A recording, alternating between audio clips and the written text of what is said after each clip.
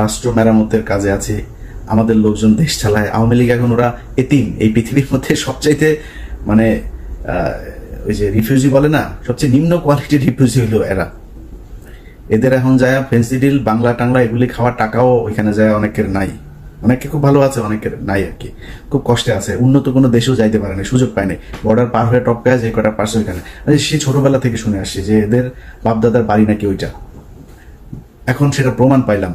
ওদের 71-এ ওদের মারা ছিল ওই পারে গিয়া, ওইখান থেকে ওদেরকে ওর মাদেরকে প্রোডাকশন দিয়েছে, ওই প্রোডাকশনে ওরা পয়দা হয়েছে।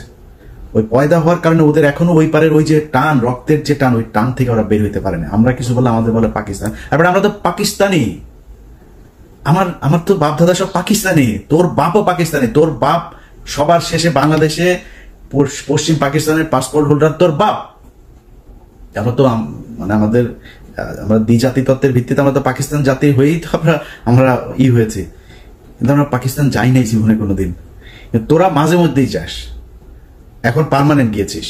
ওইখানে গিয়া এই ভিডিওটা যখন করছি রাত, তখন আপনাদের বাংলাদেশে 3:30 সাড়ে 3টা বাজে। ভারতে ধরেন আধা ঘন্টা আমাদের সাথে চাইতে ডিস্টেন্স, তো ওরা তো সব ভারতে গিয়ে আছে, ওরা সব গভীর ভাবে ইতে আছে ইউনূস পতন হবে আর ওরা দেশে ঢুকে যাবে। আয় বাংলাদেশে আয়, কদিন আগে দেখছিস না, তোরা যতবার লম্প ঝম্প করবি ততবার বিপদে পড়বি। কদিন আগে ব্যান হয়েছিস না এক ফাজলামি কইরা, এর আগে 32 নম্বর খাইয়া দিছি না, এর আগে একটা পাকনামি করছিস না, তোর বাপের বিচি টাইনা ধরে তোর মায়ের বলছে না বাংলাদেশের মানুষ। গালিম ভাই এক বিচিতে ধরছে, রাশেদ ভাই আরেক বিচিতে, নূর ভাই মাঝখানের ইসলাম ধরে টান দিয়ে ছিঁড়া ফেলছে না, তোর বাপেরে বাল ফলাইতে পারছিস? তোর মারে 45 মিনিটের সময় দিয়ে বাংলাদেশের মানুষ পলায় গেছিস। 14 গোষ্ঠীর সব পৃথিবীর ইতিহাসে এরকম ঘটনা ঘটে নাই। গ্রামের মেম্বার থেকে শুরু করে বাইতুল মুকাররমের খতিব সব একসাথে পলাইছিস, একদম পুরো গোষ্ঠী শুদ্ধ পলাইছিস।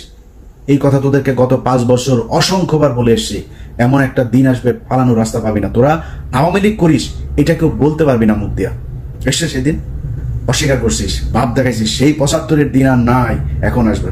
এখন তোদের এমন অবস্থা হয়েছে যে তোরা সারা দেশে ভাই আমি আওয়ামী লীগ করি না, আমি জামাত করি, বিএনপি করি, মাফ করে দেন আমারে, এই অবস্থা হয়েছে না তোদের? বিএনপি এই শাক, এই যে এখন যিনি মেয়রের ইনিয়া যেটা চলছে, সেই এই ইশরাক তোদেরকে বলছিল যে পুলিশ ছাড়া মাঠে আয়, তোদেরকে 1 ঘন্টা সময় দিবে না বিএনপি। 15 বছর চেষ্টা চালাইছিস, বিএনপি ভাঙতে পারছিস? জামাতের শীর্ষ নেতাদের সব ফাঁসি দিছিস, ভাঙতে পারছিস? 2টা দলই স্ট্রং হয়েছে আগের চাইতে। কিন্তু তোদের 75-এর পরে আওয়ামী লীগ বলার নাম মানুষ পাস নাই, 24-ও পাচ্ছিস না।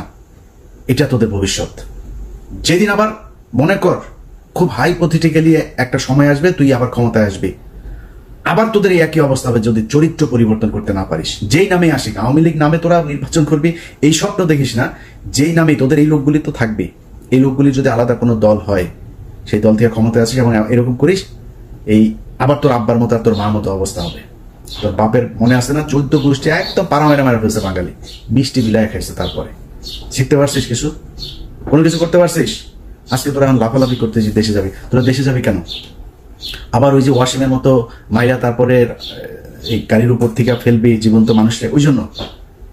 আবার ওই যে রোজা ভাঙায়া মহিলারা ধর্ষণ করবে, এই জন্য যাবি আবার দেশে?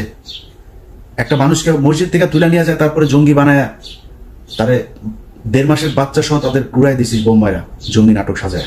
এটাই তো তোরা আবার বাংলাদেশে যাবি, এই স্বপ্ন দেখিস? এত সাহস তোদের? যা রাস্তায় যা। তোরা যখন যাবি কোন প্রোগ্রাম দিবি দে বল, কয়টার সময় যাবি, কোন জায়গায় যাবি বল। আমি তোর গ্যারান্টি দিলাম, বিএনপি, জামাত, এনসিপি, সাধারণ মানুষ, নূরের দল, যেই দল এই দল, সব দল একসাথে তোরে পেটাবে। যা সময় দে। তুই কবে আসতে চাস? ইশাক তোদের বলছিল না পুলিশ ছাড়া, এখন পুলিশ নাই, এখন পুলিশ তোদের পিছনে নাই, আয় রাস্তায় আয়, তোদের সাথে খেলবে।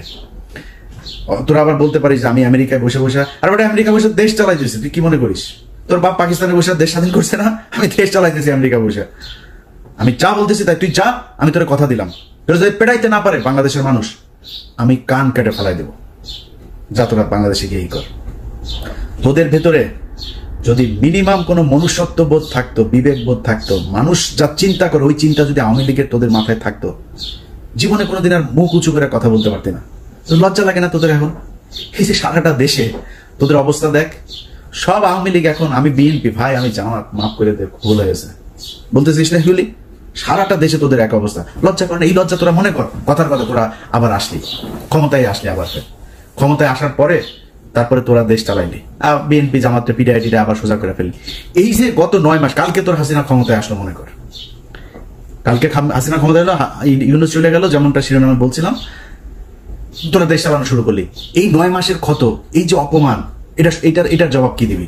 তোরা তো বলতিস, আমরা তো 5 বছর বলতাম যে তোদের একদিন সময় আসবে আওয়ামী লীগ নামের উপরে মার খাবি, খালি শুনবে আওয়ামী লীগ মার খাবি। রাস্তায় মার খাচ্ছিস না, মিছিল করছিস, তোরা গণধুলাই খাচ্ছিস। এদিন এই যে লোকটার জন্য আমার খুব মায়া লাগে, এই যে অভিনেতা ওর নাম কি, সিদ্দিক, এই লোক বেচারারে ছেড়ে দেওয়া উচিত। এই কমেডিয়ান, নুসরাতের ধরেন জিনিস আছে, নুসরাত জিনিস দিয়া ছাড়া পেয়ে গেছে, ওর তো জিনিস নাই, ও ছাড়া পাবে কেমন? ওরা জেলে ঢুকে গেছে। যাই হোক, খালি জামাত আওয়ামী লীগের পক্ষে একদিন কথা বলছিল, ওই যে নমিনেশন আনতে যায়, কি পেটানো ওটা পেটাইছে। দেখ, ওদের লজ্জার সরব কোনো কিছু যদি থাকে জীবনে, আর এই হুমকি দেওয়ার সাহস পাইতেন। এমন ধরো হুমকি দিস, লগি বইখানে কালকে আওয়ামী লীগের বিভিন্ন পেজে দিয়েছে, ওরা রাতে না পারে দেশে চলে আসে। এরকম এক পরিস্থিতি, লগি বইটা নিয়ে তারা নাকি মারা ফেলবে, খাই ফেলবে, একটা কেউ যেতে দিবি না, বেরোতে দিবি না। কই যাবে রে? বাংলাদেশের বিএনপি জামাতের লোকজন এই দেশেই ছিল, এই দেশে আছে, এই দেশেই থাকবে। এনসিপির লোকজন এই দেশেই থাকবে। দেশে তাদের মধ্যে অনেক সমস্যা হবে, অনেক গ্যাঞ্জাম হবে তাদের নিজেদের মধ্যে, তারা দেশটা যাবে। তোরা দেশ ছাড়া পারবে, তোরা সারা জীবন তোদের 14 গোষ্ঠী বিয়ে করছে, বাইরে বিয়ে করছে বিধর্মীদের সাথে, তারপরে তোদের কিছু হইলেই দেশের বাইরে যাওয়া, এগুলো তোদের কাজ। খালেদা জিয়ারা পাঠাইতে পারে না, এর আগে দেশ থেকে পাঠাইতে পারেনি, তোরা চলে গেছিস। তারপরে এই সমঝোতা করে তারপরে তোরা আসছিস মনিউদ্দিন ফখরুদ্দিনের সেফ এক্সিট দিবি, এগুলো বলা, এগুলো তোদের কাজ। তোর বাপ 4 দিনের চোরাই মন্ত্রী হয়েছে, তোদের বাপেদের বইতে লেখা, চোরাই মন্ত্রী হয়ে আসে পাকিস্তানে যায়।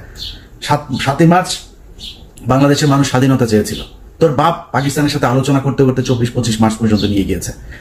তোদের চরিত্র এটা, চুরি করে পলায় তারপরে থাকা। সাহস যদি থাকে এই দেশে, বাংলাদেশে বিএনপির আছে, জামাতের আছে, এনসিপির আছে, বাংলাদেশের সাধারণ মানুষের আছে যারা আওয়ামী বিরোধী। তোরা পৃথিবীর মধ্যে সবচেয়ে কাপুরুষ। তোদের যখন ক্ষমতা থাকে, পুলিশ থাকে পেছনে, তখন তোরা বিশাল ব্যাটাগিরি দেখাইতে পারে, পেটায় মানুষের রাস্তার মধ্যে মানুষকে তোরা পেটায় মারতে পারিস, এর বাইরে পারিস না। তো কথা বেশি বললাম না, শুধু এতটুকুই বলি, আওয়ামী লীগের লোকজন তোদের কপালে এখনো বিপদ আছে। তোরা এর পরের বার মনে কর, এই যে যা যা করছিস, আমি আগেও বলেছি, যত তোরা কামড়াইতে যাবি তোদের কিন্তু বিপদ তত আসবে। এরপরে কিন্তু হঠাৎ করে তোর ওই টুঙ্গিপাড়া যায় কিন্তু ইস্যু করে দিয়ে আসবে পাবলিক, একদম চুরমার করে ভাঙচুর করে দেবে। 32 নম্বর ভাঙছি, ফালাইতে পারছিস কিছু? কোনো বাল ফালাইতে পারছিস? তোর 32 নম্বর 1 ঘন্টা নোটিসে ভেঙে দিছি, কিছু করতে পারছিস? পারবিও না। টুঙ্গিপাড়া পাঠাই দিব, কিন্তু পারবি না কিছু করতে। ই করবি, মানুষকে খেপাবি, মানুষ কিন্তু তোদের উপর প্রচন্ড খেপে আছে, মানুষ এখনো সেই জায়গায় আর যাইতে চায় না। তোরা এই দেশের এতিম পোলাপান, এগুলো তোরা রাতের বেলা রাতের আধারে মারছিস, মারে তারপরে সংসদে হাসাহাসি করে কথা বলছিস তোরা। এটা তোদের শাস্তি শুরু হয়েছে, এই শাস্তি থেকে বের হওয়া এত সহজ না। আল্লাহ তোরা যে পরিমাণে করছিস, এই গত 15 বছর তোরা বিএনপি জামাতের বিরুদ্ধে কাজ করিস নাই, তোরা সরাসরি আল্লাহর বিরুদ্ধে কাজ করছিস, এখনো করছিস। তোদের বাপ এই যে জয় প্রতিদিন ইংলিশে পোস্ট করে, তুই ইংলিশে পোস্ট করিস না? আচ্ছা, তোর বাংলাদেশ নিয়ে না তোরা রাজনীতি করিস?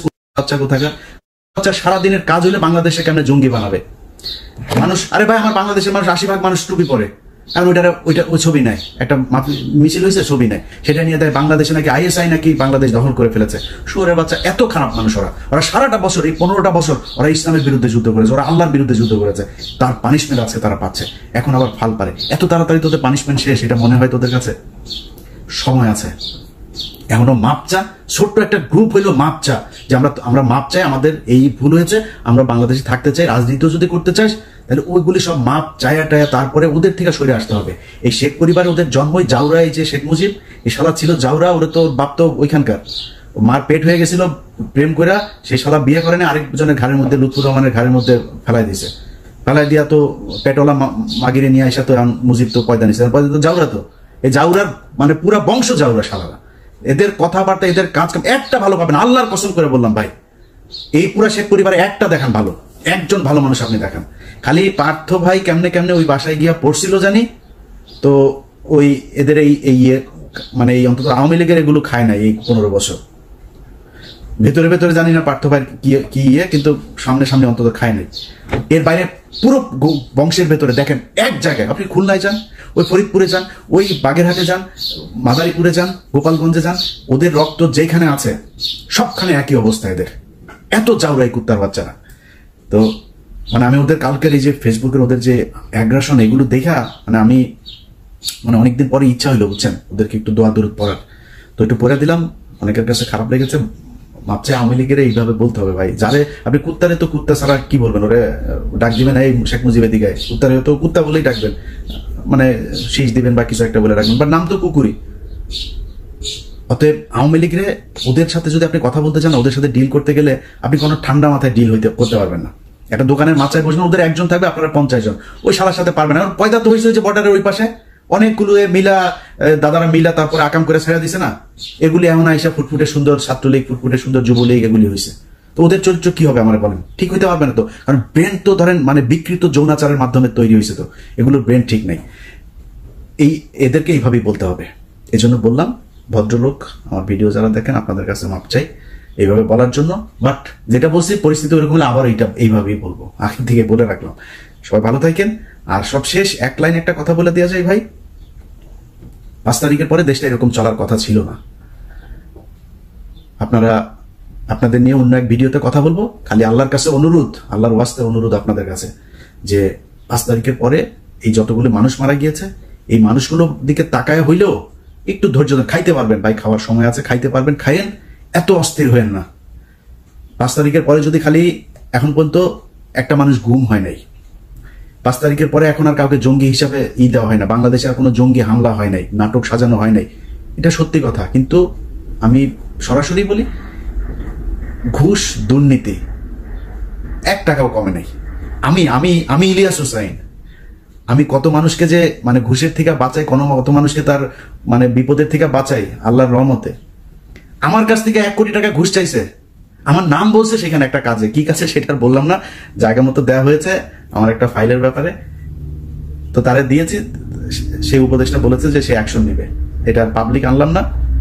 আমার কাছে আমার নাম বলার পরেও সে টাকা চায়, কত ডেসপারেট হয়ে গিয়েছে আপনি দেখেন, চিন্তা করেন। সচিবালয়ে চাকরি করে, আমার কথা বলার পরে সে 1 কোটি টাকা ঘুষ চায়।